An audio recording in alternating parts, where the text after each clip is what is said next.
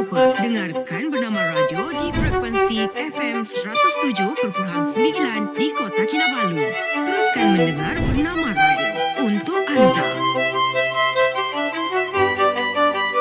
Program Suara Serumpun ini dibawakan oleh Bernama Radio dan Antara Digital Media dengan dukungan Iswami, Ikatan Setiakawan Wartawan Malaysia dan Indonesia.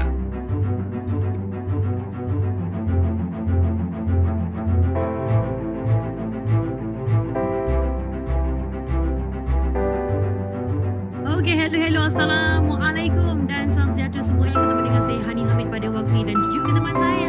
Hai semuanya, selamat sore bersama saya Ika Wulandari hari ini. Tentu saja masih di acara Suara Serumpun. Iya betul, yang pastinya dibawakan oleh Iswami dan dibawakan juga dengan kerjasama daripada Antara Digital Media. Dan hari ini bukan sahaja bersama dengan Demi Almanda. Akan ada banyak sekali tamu-tamu kita pada hari ini. Betul. Tapi mungkin sebelumnya ada yang belum tahu ya Iswami ini apa. Mungkin kita bisa berikan juga kepanjangannya adalah Ikatan Setiakawan Wartawan Indonesia dan Malaysia. Betul. Di mana siaran Suara Serumpun ini setiap hari Jumat, kita ingatkan kembali ya. Betul. Sehari Jumat 4.15 petang dan kita akan terus bersiaran dalam Suara Serumpun sampai pukul 6 petang. Betul sekali. Mana untuk jam khususnya 5.15 petang kita akan teruskan dengan titip-titip salam bersama dengan Ika Wulandari. Sendirian saya ya. Sendirian. Nah, hari ini kita punya siapa aja nih Hani di acara spesial kali ini. Betul. Mana tetamu kita di studio ada. Kita akan kongsikan dan kita akan perkenalkan tetamu kita sebentar lagi. Istimewa berada ini masih menjadi rahasia. Pasti tunggu-tunggu siapa sih tamu istimewa kita pada hari ini ya kan? Iya. Di kamera belum ada ya? Udah ada. Iya. Rahasia lagi dong. Bukan. Oke, jadi teman-teman sama juga ya kita nak perkenalkan rakan-rakan penyiar kita dari Antara Digital Media, Demi Almanda. Assalamualaikum. Halo, waalaikumsalam Hani Ika. Iya. Halo. Kemudian selain Demi kita juga ada Enda Sari dan juga Georgie Satrio dari Abdi Persada FM Banjarbaru. Halo, Assalamualaikum. Waalaikumsalam. Alhamdulillah hari ini kita dapat bertemu. Ramai banget ya. Ramai Ramai sekali. Ya, oke. Kalau kita boleh kongsikan sedikit ya, Demi kita berbicara bersama. Baik. Kali ini kita bagi peluang kepada Enda dan juga Georgie untuk mungkin berkongsi tentang apa yang ada di Abdi Persada FM di Banjarbaru ini. Iya betul. Jadi kan banyak nih ya, Indonesia itu kan terdiri dari berbagai macam daerah gitu, makanya kali ini kita kedatangan dari Abdi Persada gitu kan untuk membagikan berita-berita yang memang ada di di Banjarbaru itu. Banjarbaru. Betul. Halo Enda Sari dan Georgie. Halo. Oke, udah ada suaranya. Iya. Suara kita terdengar di sana? Terdengar sekali dengan jelas. Iya, oke. Jadi kalau boleh dikongsi sedikit berkaitan dengan kedudukannya di mana itu Banjarbaru dan kalau boleh kongsikan apa yang ada pada waktu ini kalau di Abdi Persada FM. Ya, jadi Radio Abdi Persada FM ini adalah milik pemerintah Provinsi Kalimantan Selatan Indonesia. Ya, betul sekali. Dan untuk Banjarbaru ada di Provinsi Kalimantan Selatan atau kalau orang biasanya lebih mengenal Borneo Island. Iya, Banjarbaru ini adalah ibu kota Provinsi Kalimantan Selatan. Betul. Oke. Baik, dan kebiasaannya di sana dalam siarannya waktu-waktu hari biasa apa yang ada di sana? Ya, kita pasti on air-nya dari jam 6 pagi sampai jam 12 malam saja. Dan itu banyak sekali program-program yang ada di Radio Abdi Persada FM seputar pembangunan di Provinsi Kalimantan Selatan dan juga ada hiburannya. Betul. Oke. Kemudian mungkin untuk warga negara Malaysia yang belum tahu letaknya Kalimantan Selatan, ada apa saja yang menarik di sana? Mungkin bisa diceritakan sekilas ya Georgie dan juga Enda Sari. Apa sih yang menarik dari Kalimantan Selatan itu sendiri? Wah, di Kalimantan Selatan ini mau mendekati Ramadan seperti ini, itu banyak sekali nanti pasar kue atau pasar wadai. Iya, pasar Ramadan. Iya, pasar Ramadan, pasar kue. Kalau bahasa Banjarnya tuh bilang pasar wadai. Wadai is kue, is cake. Oh, wadai, kue mui. Iya, kue mui. Ya, bahkan saya sendiri baru tahu loh wadai itu is kue ya. Oke, selain itu apalagi biasanya tradisi bulan puasa di Kalimantan Selatan? Ya, tadi pagi kita berwisata, satu kantor berwisata sekalian olahraga bersama di Kebun Raya Banua. Itu dekat sekali dengan perkantoran kami. Betul. Dan itu ada Wow. objek wisata yang ada di Kalimantan Selatan. Dan selain Ya, itu jadi nih, apa tadi? Ya. selain itu juga rekan-rekan yang ada di Malaysia juga ada pasar terapung. Kalau sudah pernah lihat mungkin di berbagai tayangan ada pasar apung itu pasar yang ada di atas air, di sana menggunakan perahu. Iya. Jadi para pedagangnya itu menggunakan perahu. Transaksi jual beli. Transaksi jual belinya di atas air menggunakan perahu seperti itu.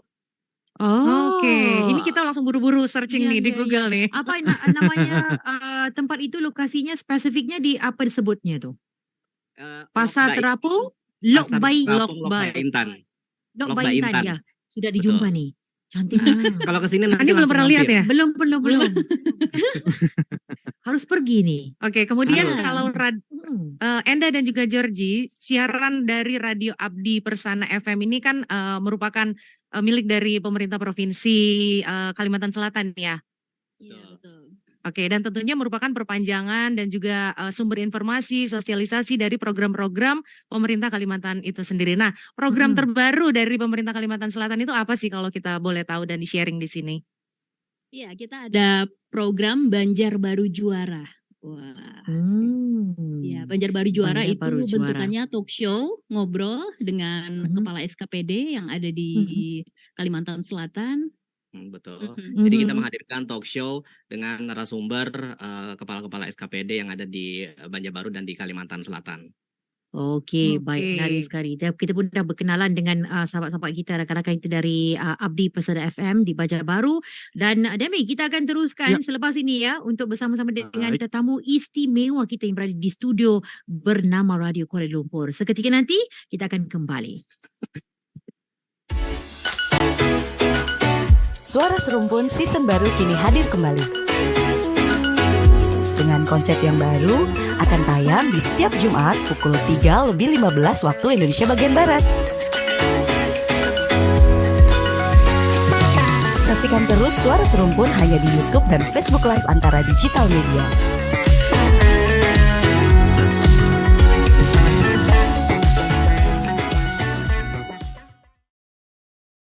Hey, dengerin apa sih lo? Mungkin pertama kalinya kita jadi rame-rame begini ya. Iya, Di betul. studio kita ramai, kemudian juga secara online kita ramai. Dan Ramai sekarang juga. kita akan langsung berbincang-bincang. Dan sebelumnya kita perkenalkan dulu nih tamu istimewa kita yang sudah hadir, yaitu Bapak Yoshi Iskandar dari KBRI Kuala Lumpur selaku atas Pensosbud KBRI KL. Yeay, boleh tepuk tangan dulu nggak sih? Terima kasih Pak Yoshi. Oh ya, Bapak Yoshi Iskandar, Kaunselor Menteri Penerangan Sosial Budaya Kedutaan Besar Republik Indonesia di Malaysia. Kita nak tahu lah tentang peranan KBRI Betul Kuala Lumpur. sekali. Kalau kita panggil KBRI kan? Gimana? Kalau KBRI Ya. itu, KBRI. Ya. Bukan Ya. KBRI, agak bingung Bukan, gitu ya, tapi ya. kalau KBRI. KBRI kan. Tapi lebih gampangnya mungkin bisa bilang kedutaan gitu aja ya kalau untuk Kedutaan. orang Malaysia. Lagi Selamat Ya, sore bisa. Pak Yosi. Selamat sore. Terima kasih telah hadir bersama kami. Terima kasih kita Iya. ramaikan ya. Betul. Oke, dan Meriah hari ini. Tentunya istimewa. banyak informasi ya yang ingin kita ketahui dari Pak Betul. Yoshi nih saat ini. Informasi. Iya Teman-teman betul. lain juga ini ya dari stasiun ramai. di Indonesia ya. Iya. Iya. Okey. Jadi kita sekarang ni nak tahu lebih lanjut lah tentang fungsi tugas KBRI di Kuala Lumpur ini kedutaan. Nah, Silakan. ya, baik. Teman-teman sekalian, juga selamat sore. Ini satu program yang baru ya, bagus ya, disampaikan atau di host oleh Iswami ya, kerjasama dengan Bernama juga dengan Antara. Jadi untuk lebih bisa menjelaskan mengenai Indonesia secara keseluruhan dalam kaitan negara serumpun ya dengan Malaysia. Nah, kalau kita lihat tentunya apa sih tugas-tugas atau fungsi dari KBRI? KBRI betul, KBRI. Iya. KBRI. KBRI. Ya, silakan Pak. Jadi ini sesuai sebetulnya tugas-tugasnya kalau kita lihat ya secara konvensi ya, kita kan ada konvensi Wina ya. Konvensi ini mengenai hubungan diplomatik ya. Itu selalu fungsinya itu ada 4 ya. Iya. Pertama representing ya, itu bentuknya adalah mewakili. Jadi mewakili pemerintah Indonesia dalam kerjasama dengan pemerintah Malaysia. Pertama kedua. Kedua adalah negotiating ya. Negotiating itu adalah bernegosiasi atau berdiskusi atau mencari solusi ya dengan antara perwakilan kita pemerintah Indonesia dengan pemerintah Malaysia sebagai sebuah perwakilan. Dan ketiga adalah protecting, ya. Protecting adalah melindungi. Ya. Nah, itu is a common in diplomatic mission lah seperti itu. Jadi melindungi segenap warga negara Indonesia yang ada di Malaysia. Ini salah satu tugas perpanjangan dari pemerintah Republik Indonesia. Yang terakhir ya tentunya adalah reporting. Ya, kita melaporkan kondisinya bagaimana meningkatkan hubungan ekonomi, segala macam hubungan, sosial budaya, dan lain-lain. Nah, ini tercermin juga dengan adanya fungsi-fungsi dari yang ada di KBRI. Ya. Kalau kita lihat tentunya di KBRI seperti sebagaimana dengan diplomatic mission, karena kita harus lihat dua. Yeah. Ada diplomatic mission itu sifatnya adalah embassy atau kedutaan. Ada juga yang namanya consular mission. Nah, consular mission itu lebih kepada perwakilan konsulat ya yang ada di berbagai negara, terutama di Malaysia itu kita punya ada di Penang, ada di Johor, ada di Kuching, ada di Kinabalu, dan ada satu konsulat ya, bukan konsulat jenderal tapi satunya lagi di Tawau. Nah, sebagai misi diplomatiknya adanya di Kuala Lumpur, yaitu di capital. Nah, ini kalau kita lihat fungsi-fungsinya banyak ya yang ada di kedutaan atau di embassy ya, dipimpin oleh seorang chief of mission, yaitu seorang duta besar atau ambassadors, plenipotentiary, extraordinary, dan plenipotentiary yang mungkin sudah banyak yang kenal lah dengan Pak Hiksansi. Sudah sangat terkenal ya. Sudah sangat terkenal, pernah di podcast di mana-mana. Betul. Termasuk tempatnya Mbak Ika juga kali ya. Promosi kali ini. Jadi yang terhormat Bapak Duta Besar luar biasa dan berkuasa penuh Republik Indonesia untuk Malaysia, yaitu Bapak Hermono. Ya. Beliau sebagai Chief of Mission kalau di dunia diplomasi kita sebutnya ya. Ada juga setelah di bawahnya itu ada Deputy Chief of Mission. Itu kita sebut DCM ya, atau Wakil Kepala Perwakilan, itu Ibu Rosi Verona. Nah, di bawah itu ada fungsi-fungsi, jadi ada fungsi politik ya. Kalau tugasnya tentu politik adalah terkait dengan permasalahan-permasalahan hubungan bilateral ya, sifatnya adalah terkait masalah politik ya di Indonesia dan Malaysia hubungannya. Ada juga fungsi ekonomi ya, untuk meningkatkan hubungan ekonomi, perdagangan, investasi dengan Malaysia, terutama kalau yang lagi marak ini sekarang kan investasi di IKN nih. Nah, ya dalam beberapa kegiatan itu tentunya kita pemerintah Indonesia memberikan red carpet untuk datang investor dari Malaysia untuk pembangunan ibu kota negara kita di Nusantara yang baru. Kalau tadi disebutkan di Borneo kan, nah tadi nggak jauh-jauh tuh antara Banjarbaru dengan IKN Nusantara, itu yang lebih ke ekonomi. Yang ketiga adalah mungkin saya sendiri ya, saya sebagai koordinator fungsi penerangan sosial budaya ya terkait dengan masalah informasi, media sosial, terkait juga dengan masyarakat di sini ya. Bu Ika nih aktif di Ormas nih. Iya. Jadi kita sebagai pembina dari organisasi masyarakat, paguyuban, kelompok masyarakat, dan semua yang elemen-elemen yang terkait dengan masyarakat Indonesia yang ada di Malaysia, juga terkait dengan kebudayaan ya. Nah, kebudayaan kita nih kan kita banyak sekali kebudayaan yang mirip-mirip nih dengan Malaysia gitu ya. Ada yang dibilang shared culture ya. Jadi ini suatu hal yang menarik sebetulnya. Nah, yang lainnya itu terkait dengan masalah protecting ya, saya sebut tadi adalah pelindungan. Pelindungan itu ada di fungsi konsuler. Konsuler itu menangani legalisasi, menangani pelindungan masyarakat Indonesia. Jadi semua yang terkait dengan permasalahan itu berada di konsuler. Yang lain-lainnya ada yang kita sebut teknis attaché. Ya, itu sesuai dengan konvensi Wina untuk itu. Teknik attaché itu perwakilan-perwakilan dari kementerian yang ada di Indonesia, misalnya attaché perhubungan, attaché perdagangan, attaché pertahanan, ya, attaché kepolisian, attaché apalagi banyak pendidikan dan kebudayaan, ya. Dan ada juga attaché lainnya yang terkait di sini. Jadi ini adalah attaché ini tergantung dari sebagaimana intensitas hubungan ya antara satu negara dengan negara lainnya. Tetapi dengan Malaysia tentunya sebagai kita negara bertetangga, intensitas hubungannya itu sangat-sangat besar tentunya, karena kita banyak sekali hubungan yang yang terjalin dengan erat dengan Malaysia ya.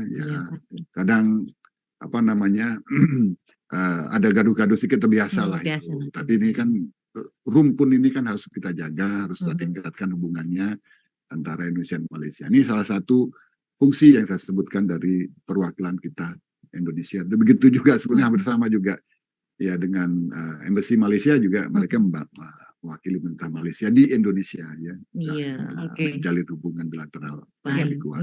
Begitu banyak ya Pak Fungsinya, fungsinya, banyak atasenya, cabang-cabangnya pun cabang-cabangnya, kemudian juga ada KJRI-nya juga ada banyak. Itu sepertinya menandakan bahwa banyaknya rakyat Indonesia, warga Indonesia yang ada di Malaysia ini yang harus diurus. Iya betul.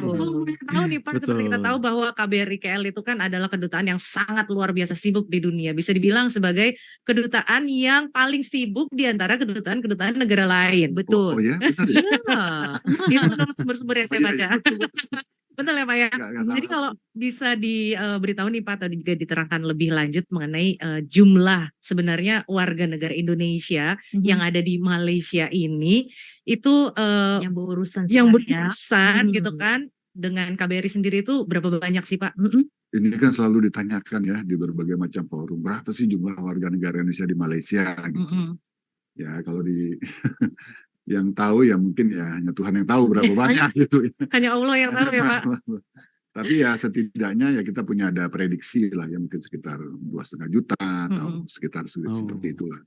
Tinggal tergantung masalahnya berapa yang berdokumen dan berapa yang tidak berdokumen. Jadi ini yang sebetulnya yang apa namanya warga negara Indonesia ini yang ya sedikit banyak mereka juga ikut berpartisipasi lah ya dalam pembangunan di Malaysia karena ini kan sudah sejak lama ya, sejak tidak hanya sejak dibukanya hubungan diplomatik, tetapi sebelum itu pun juga kan antara perpindahan penduduk, komunikasi penduduk antara kedua negara ini ya ini sudah terjalin sudah cukup lama.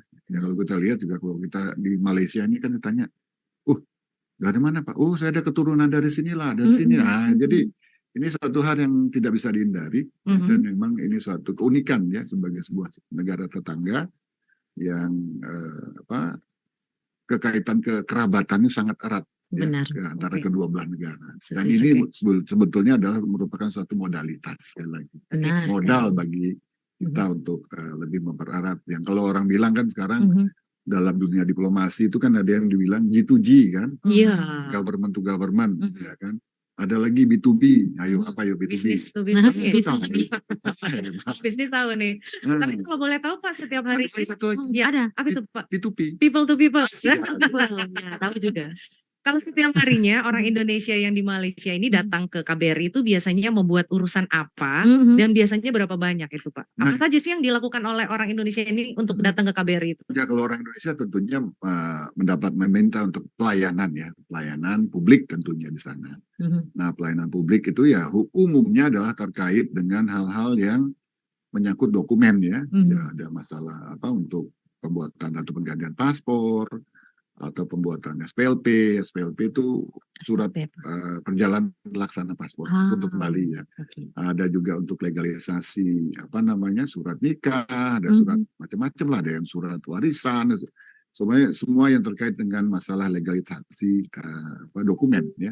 Itu salah satunya. Yang salah lainnya, bukan salah, yang benar lainnya juga ada juga misalnya pelayanan untuk pendidikan.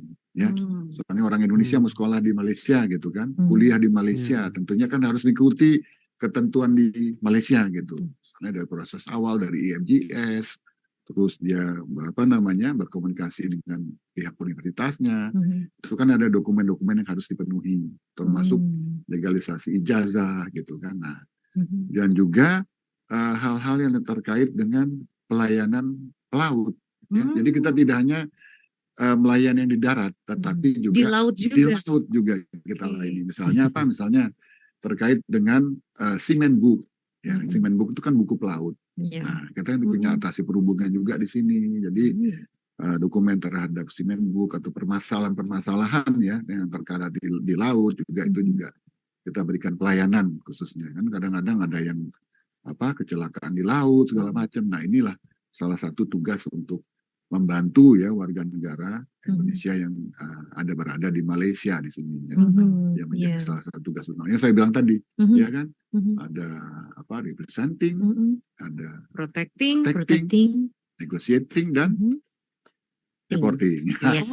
Deporting juga. Itu kira-kira. Oke. Iya, oke. Baik, dan maksudnya sama juga. Tumpuan walaupun khususnya di KBRI di Kuala Lumpur, tapi ada di seluruh Malaysia. Jadi bagaimana boleh dengan perwakilan Republik Indonesia yang lain di seluruh Malaysia? Nah, ini ya kembali lagi ya, ini dalam dunia diplomasi ya. Diplomasi itu kita lihat bahwa perbedaan kalau bahasa Malaysia perbedaan. Ya. Z. Nah, itu untuk embassy atau kedutaan ya, itu keterkaitannya adalah dengan Kementerian Luar Negeri langsung ya, di Malaysia di Putrajaya. Dan ini membedakan bahwa untuk embassy itu semua hubungan bilateral itu dilakukan antara KBRI atau embassy dengan pemerintah tempat, terutama pemerintah pusat Malaysia ya, kerajaan Malaysia. Nah, kalau di konsulat atau konsulat jenderal itu ada perbedaan sedikit. Di sana tidak ada fungsi politik. Nah, jadi yang terkait misalnya kunjungan, misalnya kemarin ya, kunjungan Perdana Menteri Datuk Sri Anwar Ibrahim ke Indonesia itu yang mengatur dari KBRI, ya kan? Nah, atau kunjungan nanti pejabat tinggi atau Presiden Indonesia ke sini itu yang mengatur adalah juga KBRI. Ya. Nah, di sana tidak ada pejabat politiknya untuk mengatur kunjungan. Tapi yang lainnya kunjungan ya ada. Yang ada misalnya fungsi ekonomi, sosial budaya, fungsi pelayanan ya, konsuler dan protokol di sana ada gitu. Nah, itu wilayah kerjanya. Kalau wilayah kerja ya itu untuk KBRI sebetulnya tuh semuanya ya cover seluruh Malaysia. Tetapi untuk wilayah kerjanya secara nyata untuk pelayanan umumnya kita bagi ya, misalnya kayak tadi di Penang tuh wilayah kerjanya itu Penang, Perlis ya, sama Kedah. Nah, kalau KBRI untuk pelayanannya Kuala Lumpur, Selangor ya, Kelantan ya, setelah itu Terengganu dan Perak. Untuk KJRI atau Konsulat Jenderal Indonesia di Johor Bahru ya, untuk wilayah kerjanya Johor Bahru, Negeri Sembilan, Malaka dan Pahang. Nah, untuk KJRI Kuching wilayah kerjanya di Sarawak, the whole Sarawak. Ada lagi yang di Sabah itu di Kota Kinabalu, the whole Sabah. Dan ada satu konsulat Republik Indonesia di Tawau. Ya, karena ini kan perbatasan ya. Nah, Tawau, Nunukan ini kan banyak perlintasan, jadi dipandang perlu untuk ada perwakilan Indonesia di sana. Kira-kira gitu. Itu gambaran dari sebuah perwakilan ya. Karena kita bisa bilang ini salah satu yang paling banyak nih untuk konsulat jenderalnya. Karena ini menunjukkan bahwa intensitas hubungan kita dengan Malaysia begitu tinggi. Betul.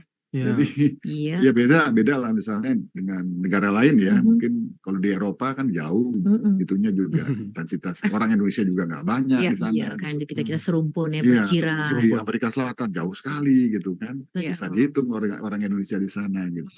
Baik. Dan nama saya sama juga sahabat-sahabat kita di antara Digital Media juga Abdi Persada FM. Saya rasa ada juga nak bertanyakan soalan kepada tetamu kita ya. Bapak. Silakan. Baik, selamat sore Pak Yosi. Selamat sore. Pak. Jadi ada yang ingin saya tanyakan. Ini dari antara Pak namanya. Betul. Jadi ada yang ingin saya tanyakan Pak. Jadi kan pasti KBRI di sana itu banyak program gitu Pak. Banyak program-program yang diluncurkan atau dibuat oleh KBRI. Nah, tapi saya baru mendengar ada program baru yang diluncurkan oleh KBRI itu, yaitu berupa Iftar Kuliner Nusantara 2023 Pak. Nah itu mungkin bisa digambarkan sedikit Pak, bagaimana kegiatan programnya atau seperti apa Pak? Ini sebetulnya programnya ini bisa kita katakan ini ya Pak, sudah sering dilakukan ya. Tahun lalu sudah kita lakukan juga di Malaka. Tapi sekarang kita lakukan di Kuala Lumpur ya, di capital lah gitu ya. Nah ini tidak lain tidak bukan adalah program yang terkait dengan promosi kuliner Indonesia. Nah kemarin itu sudah di-launching oleh Pak Duta Besar dengan media review di Kuala Lumpur, di salah satu hotel ya, Hotel Sangway Putra di Kuala Lumpur itu pada tanggal 1 Maret. Nah, pelaksanaannya nanti akan dilakukan selama bulan puasa, namanya juga iftar kan. Nah, iftar kan selama buka puasa gitu. Nah, ini juga akan menampilkan makanan-makanan khas Indonesia. Ya, kalau chefnya sih, kalau saya lihat bukan chefnya orang Malaysia lah gitu ya. Oke, jadi bukan dari Indonesia datang ke KL untuk masak gitu ya Pak? Ada juga yang tahun lalu di Malaka tuh chefnya dari Indonesia. Oke. Tahun ini mungkin juga pengetahuan mereka untuk membuat kuliner Indonesia ini juga sudah lebih baik. Bukan asing lagi ya sebetulnya ya. Tapi yang jelas makanan-makanan yang ditampilkan kulinernya itu khas sekali dengan Indonesia. Misalnya nasi goreng mana itu nasi goreng kambing misalnya ya. Yang ada dekat Monas misalnya kalau ada yang tahu gitu ya. Ada lagi rendang, ada lagi masakan Sunda dan berbagai masakan dari berbagai daerah yang ada di Indonesia. Tujuannya tidak lain tidak bukan ya. Ini adalah kembali nih kalau kita lihat ya sejak masa dilepas, kalau orang Malaysia bilang itu sempadan ya. Sempadan sudah dilepas April tahun lalu ya. Ini luar biasa sekali ya. Tingkat kunjungan dari masyarakat Indonesia banyak ke Malaysia, dari Malaysia banyak ke Indonesia. Dan ini memang harus kita manfaatkan ya. Kita harapkan ini bisa kembali kondisinya normal kembali seperti sebelum COVID. Kemarin pandemi COVID. Insya Allah nih mudah-mudahan ini trennya juga terus meningkat ya, kunjungan dari masyarakat kedua negara, khususnya dari Malaysia. Ini kan namanya kita promosi. Promosi kan berarti kita mengambil hati wisatawan Malaysia itu untuk datang ke Indonesia. Atau mengunjungi keluarga mungkin yang ada di Indonesia kan. Atau melihat daerah asalnya mungkin. Nah, destinasi wisata Indonesia kan cukup banyak ya. Kalau yang diusung pemerintah saat ini kan ada 5 destinasi wisata utama di sana gitu. Jadi tidak hanya Bali, tetapi juga beberapa daerah lain. Nah, misalnya tempatnya Mbak Ika dulu nih di Bandung kan. Orang Malaysia banyak sekali Mbak Ika ya. Belanja ke Bandung ya. Jadi shopping lah katanya kan. Nah, saya kurang tahu memang suka gitu ya orang Malaysia ke Bandung kenapa. Tapi ini harus terus kita best ya. Tapi kita perlu lihat lah Indonesia tidak hanya Bali, tidak hanya Bandung, tetapi banyak hal-hal lainnya. Misalnya di Yogyakarta, di Toba gitu kan, ada lagi di Lombok ya. Atau ke tempatnya Mbak Ika di Lampung. Ada Waikamba, Mbak ya. Jadi banyak sekali. Jadi sangat beragam. Dan itu perlu juga dipromosikan dan diketahui oleh masyarakat Malaysia. Kalau sedang diving bisa ke Raja Ampat. Wah itu cantik banget gitu Raja Ampat. Karena kan mungkin selama ini orang Malaysia taunya makanan Indonesia tuh nasi Padang, bakso, ayam penyet, bakso. Tapi kan nggak tahu tuh ada yang makanan yang lainnya. Nanti bisa datang nih ke Iftar Kuliner Nusantara juga. Apalagi kita sekarang kan ada yang dari Radio Kalimantan Selatan kan? Ada. Betul.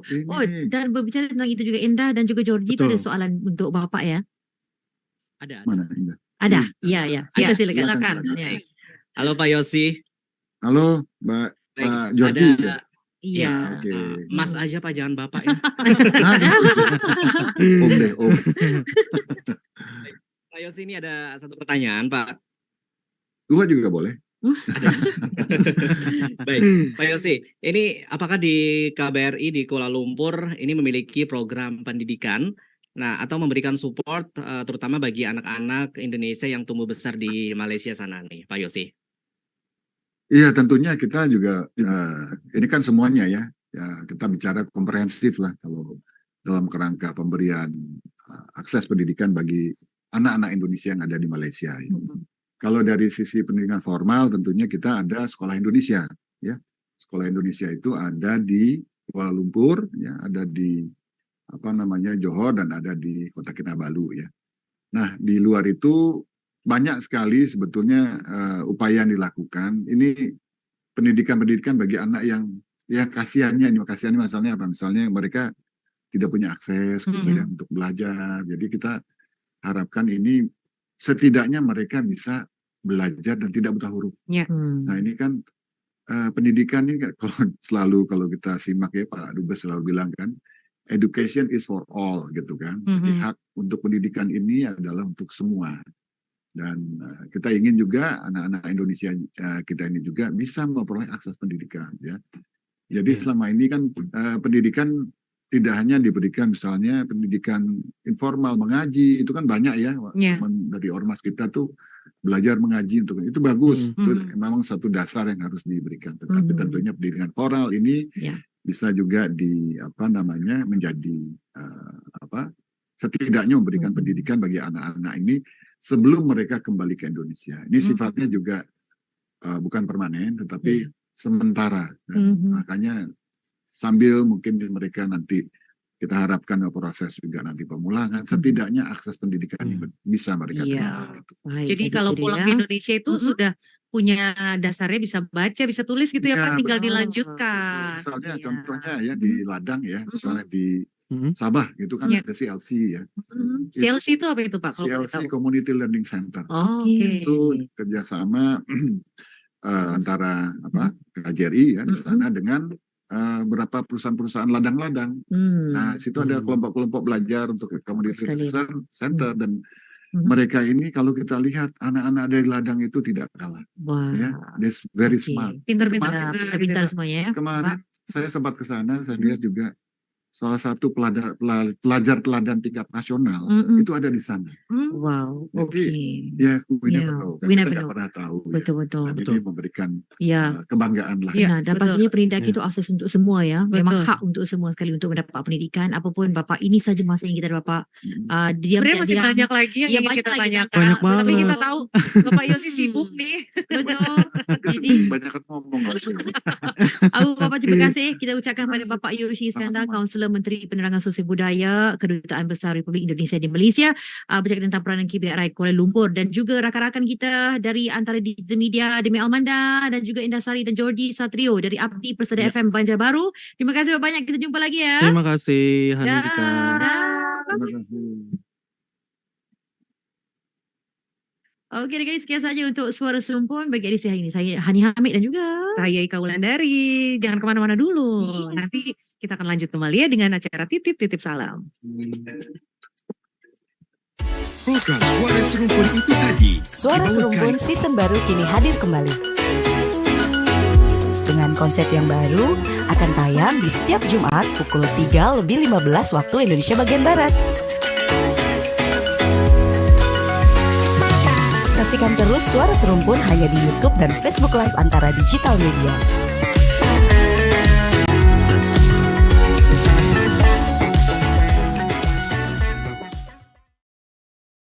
Hey, dengerin apa sih lo? Kayaknya asik banget sampai senyum-senyum sendiri gitu. Ini loh, gue lagi dengerin siaran Suara Serumpun. Siaran bersama